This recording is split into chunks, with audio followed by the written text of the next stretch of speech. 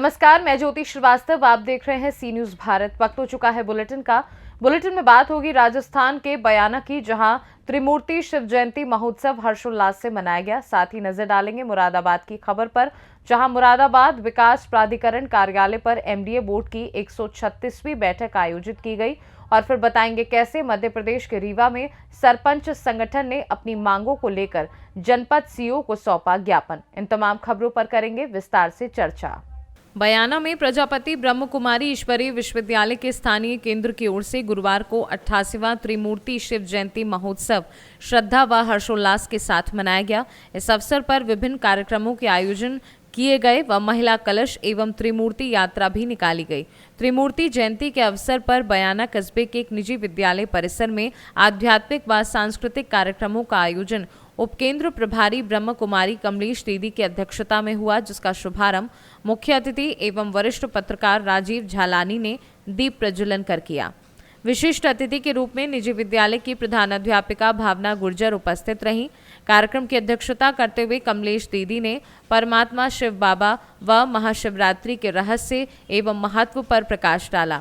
वहीं ब्रह्म कुमारी सुनीता बहन ने परम पिता शिव का परिचय दिया और ब्रह्म कुमारी साक्षी बहन ने राजयोग का अभ्यास कराया। ब्रह्म कुमार संजीव गुप्ता ने भी अपने विचार व्यक्त किए। इस अवसर पर बालिकाओं ने अनेकों रंगारंग एवं सांस्कृतिक एवं धार्मिक प्रस्तुतियां देकर समारोह को खुशनुमा बना दिया। कार्यक्रम के अंत में अतिथियों का भी सम्मान किया गया। बयाना से सी न्यूज संवाददाता लोकेंद्र शर्मा की रिपोर्ट।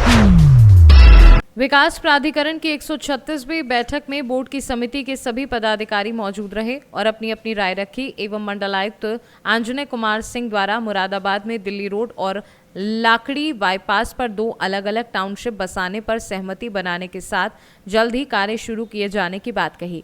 गुरुवार को आयोजित इस बैठक में कई नए प्रस्तावों पर मोहर लगाई, तो वहीं इंस्टीट्यूट एरिया में भी भूमि की उपलब्धता का ऐलान किया। इस 136वीं बोर्ड बैठक में कई और बिंदुओं पर चर्चा की गई और महायोजना पर भी जानकारी दी गई। बैठक संपन्न हो जाने के बाद मंडलायुक्त आंजनेय कुमार सिंह द्वारा जानकारी देते हुए क्या कुछ बताया गया, आइए आपको सुनाते हैं। आज बोर्ड की जो बैठक हुई है वो बेसिकली 3 बहुत महत्वपूर्ण मुद्दे थे। एक तो जो मास्टर प्लान हमने इसके पहले भेजा था शासन में, शासकीय समिति के कुछ ऑब्जर्वेशंस आए थे।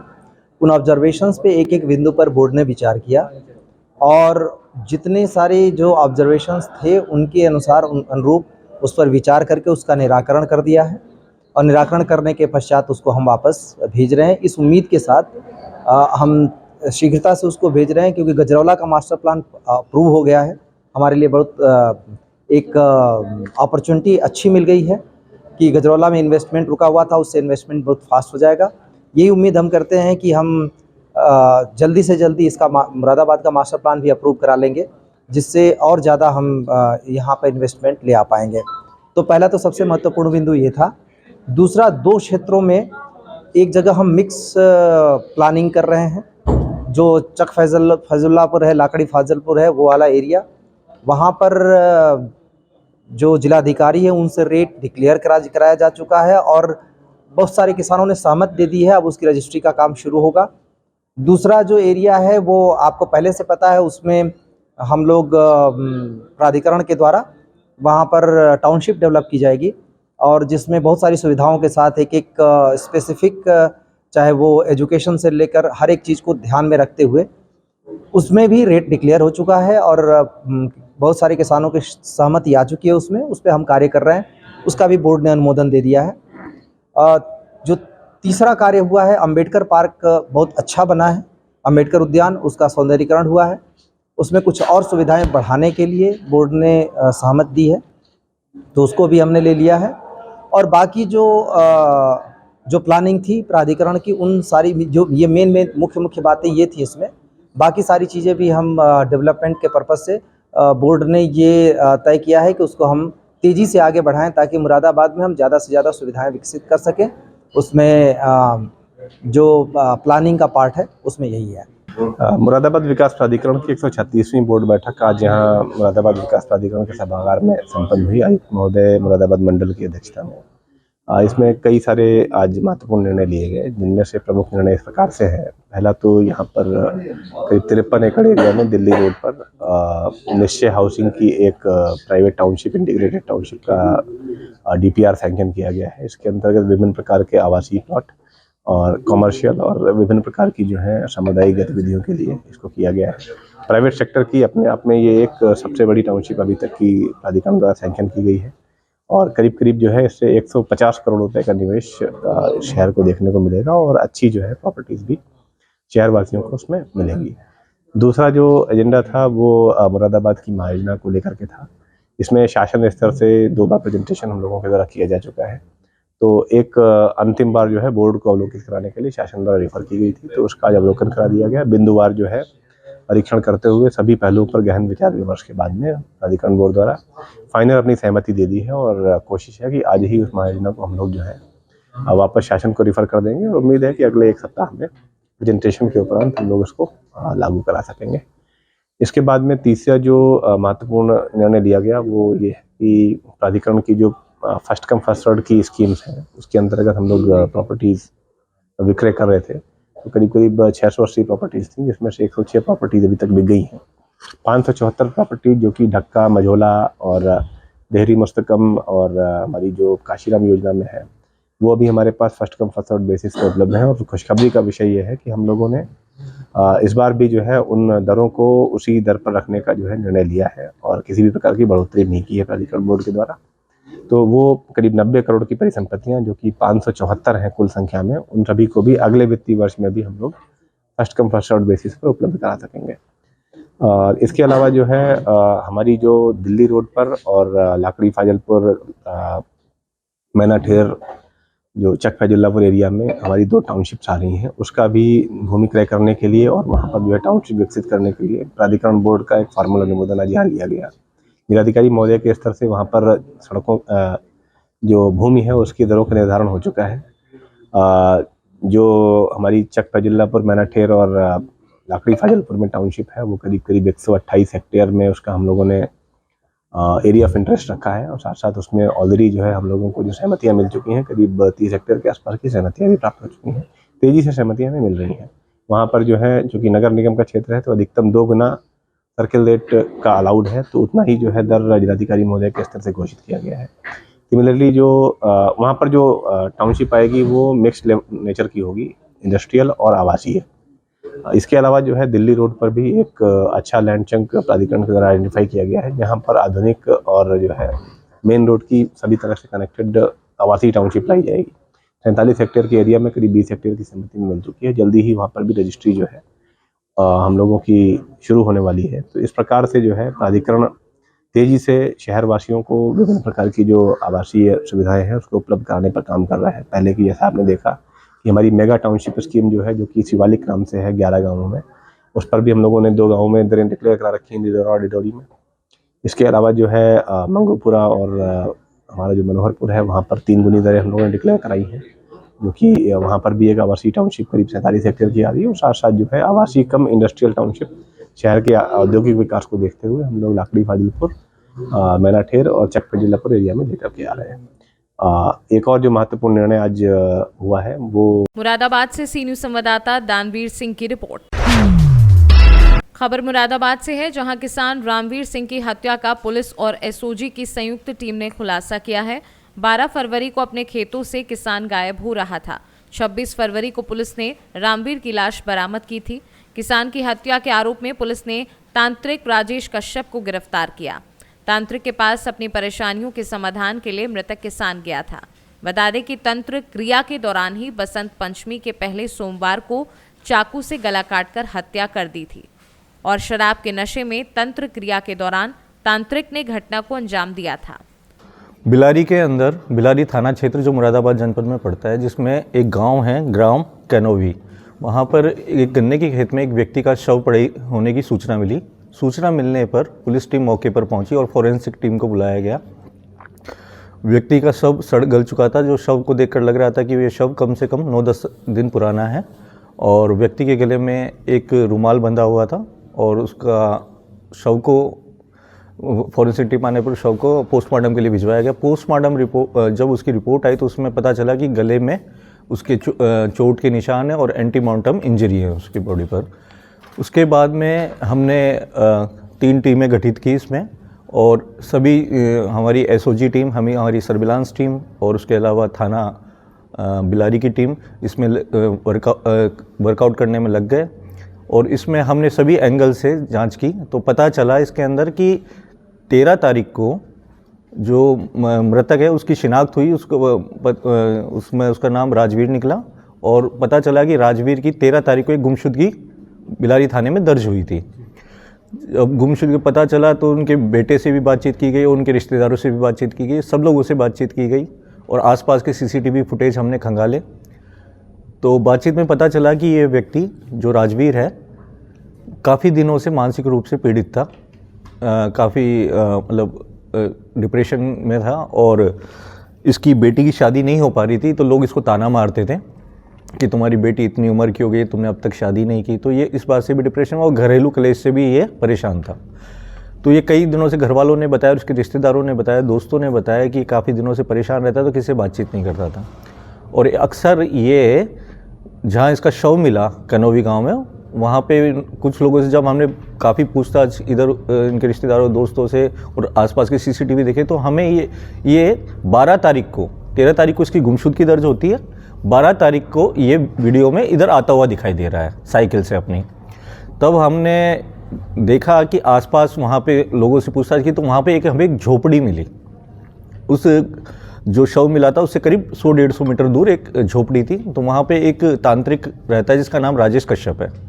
उस तांत्रिक से हमने बातचीत की तो तांत्रिक उस वक्त वो नशे में था। तो उससे जब हमने बातचीत की, वो अक्सर नशे में ही रहता है और वहाँ पर वो लोगों का जैसे झाड़ फूक वाला काम करता है। तो ये व्यक्ति जब पता चला, जब सीसीटीवी फुटेज देखे तो व्यक्ति उधर झोपड़ी की तरफ जाता हुआ दिखाई दिया। तब हमने इससे पूछताछ की और पुलिस के वेश में हम लोग नहीं गए, हमारी टीम एक सादा कपड़ों में गई और इससे पूछताछ की, क्योंकि हमें इस पे डाउट हो गया था। तो इस पे पूछताछ की तो वहाँ पे अपनी समस्या बताकर हम कि बाबा हम इस तरह से परेशान हैं और कुछ, तो इसने बातों में बता दिया कि अभी कुछ दिनों पहले मैंने एक व्यक्ति को मुक्ति दी है। तो हमने पूछा कौन था व्यक्ति, तो उन्होंने उसका नाम लिया, इस व्यक्ति का, रामवीर का, और बताया कि मैंने इसको किस तरह से मारा।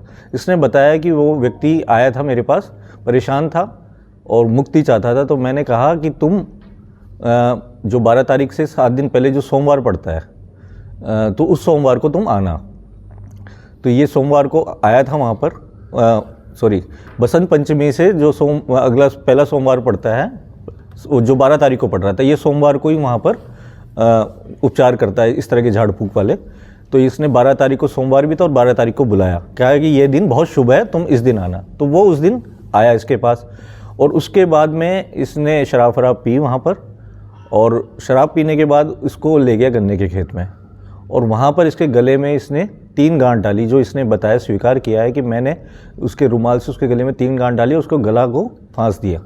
और बाद में जब वो बेहोश हो गया तो मैंने इसको देखा कि ये मरा है या नहीं मरा। तो उसके बाद में मैंने चाकू से गले पे वार किया और उसके बाद में इसके ब्लड से इसके फेस पर तिलक किया और तिलक के बाद मैं अपनी कुटिया में लौट गया। जब मैं सुबह उठा तो मुझे फील हुआ कि ये मेरे से क्या हो गया। उसके बाद ये फ़ोन स्विच ऑफ करके वहाँ से गायब हो गया और गायब हो गया। उसी दौरान पुलिस आई तो इसने देखा कि ये मामला पुलिस के पास पहुँच चुका है। उसके कुछ दिनों बाद ये वापस ही कुटिया पे रहने लगा। तो ये एक तरह का ब्लाइंड मर्डर था, क्योंकि हमारा शक पहले इसके परिवार वालों पे था, क्योंकि ये परिवार के घरेलू कलेश से भी परेशान था और भी हमने एंगल जांच किए। लेकिन बाद में हमारी टीम ने एक सराहनीय कार्य करते हुए मेहनत की काफ़ी और इसके अंदर इस तांत्रिक बाबा तक पहुँचे और तांत्रिक बाबा ने अपना जुर्म स्वीकार कर लिया है। और ये काफ़ी मतलब खुराफाती उस टाइप का आदमी है। इसमें किसी और का भी इन्वॉल्वमेंट है? सिर्फ इसमें किसी का और इन्वॉल्वमेंट नहीं पाया गया, बाकी हम और भी जांच कर रहे हैं। अगर कोई किसी का इन्वॉल्वमेंट पाया जाएगा तो उसके विरुद्ध नियमानुसार विधिक कार्रवाई होगी। Thank you. मुरादाबाद से सी न्यूज़ संवाददाता दानवीर सिंह की रिपोर्ट।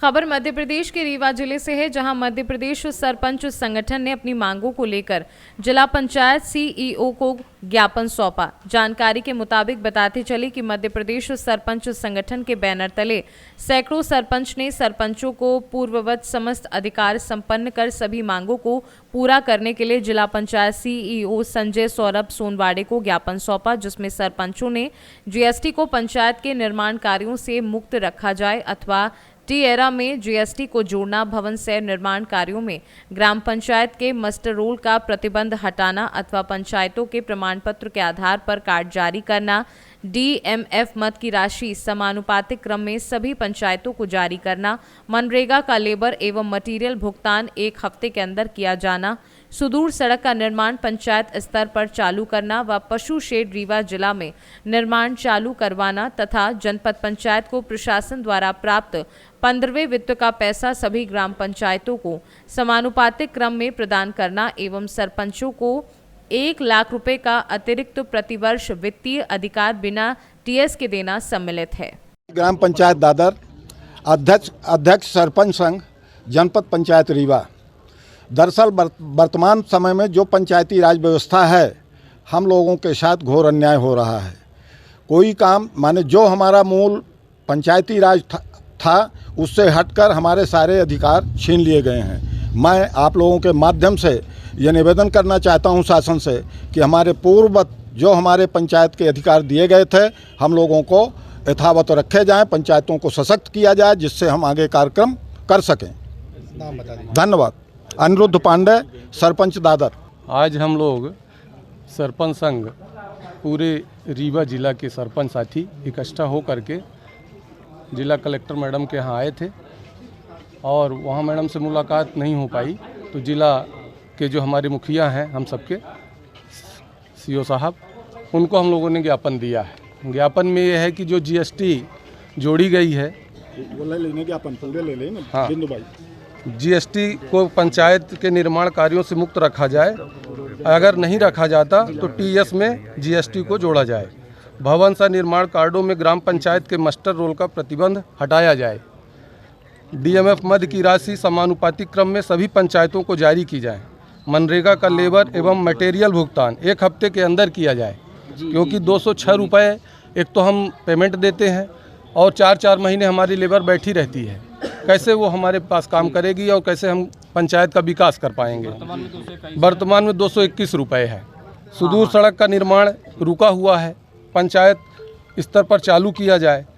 पशु शेड नहीं बन रहे, यहीं बगल की पंचायत है सतना जिले में, वहाँ ये सब काम चालू हैं, पर हमारे रीवा जिला के जो सरपंच साथी हैं इससे वंचित हैं।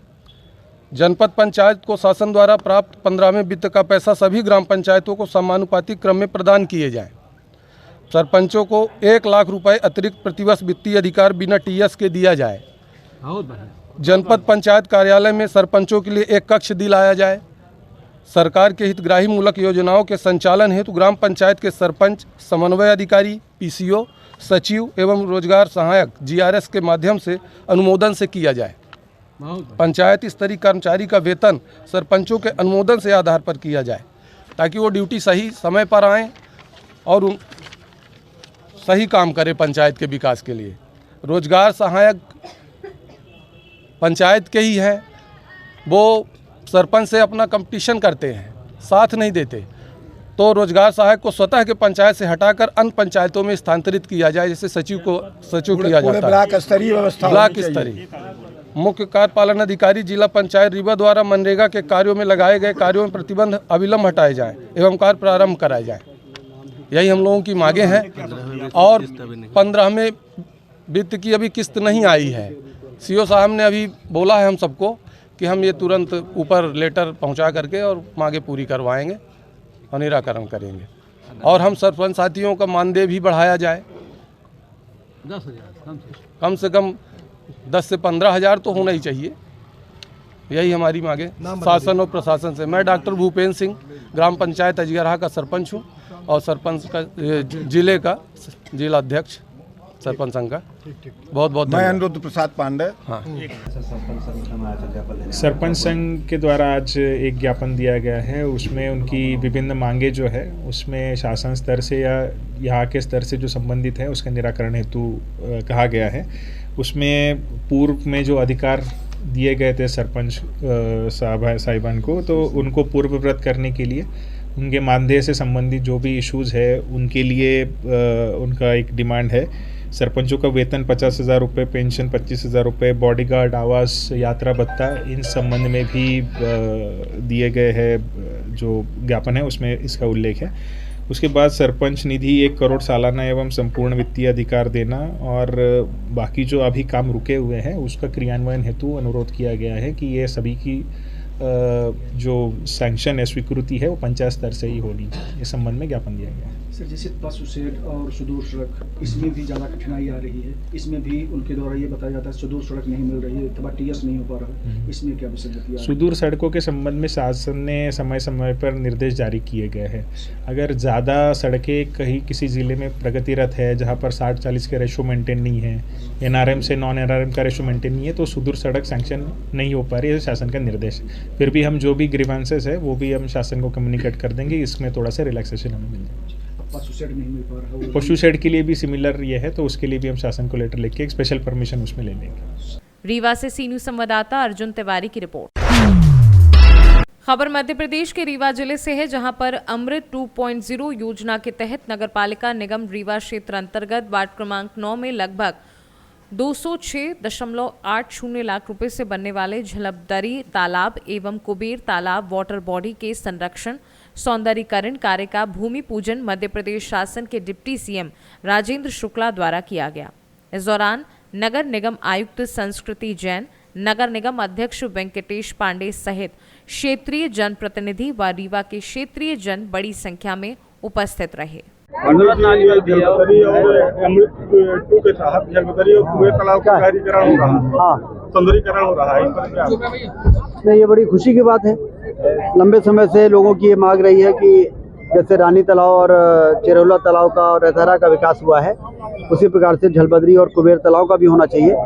तो हम लगे हुए थे और अंततः 1.5 करोड़ रुपए यहाँ के लिए 50 लाख रुपए मिले हैं, जिसमें कि टोबाल, पिचिंग, पाथवे, लाइट, प्लांटेशन और कुर्सियाँ, इन सब चीज़ों के लिए वहाँ पर इंतजाम होगा और ये बहुत सुंदर तालाब बन के तैयार होगा और यहाँ पे घूमने के लिए हज़ारों की संख्या में लोग सुबह शाम आया करेंगे। कितनी लागत से निर्माण कार्य हो रहा है? कितनी लागत से निर्माण कार्य हुआ? 1.5 करोड़ यहाँ और 50 लाख वहाँ। रीवा से सी न्यूज संवाददाता अर्जुन तिवारी की रिपोर्ट। फिलहाल के लिए बुलेटिन में बस इतना ही। देश दुनिया की बाकी खबरों को जानने के लिए आप देखते रहिए सी न्यूज भारत।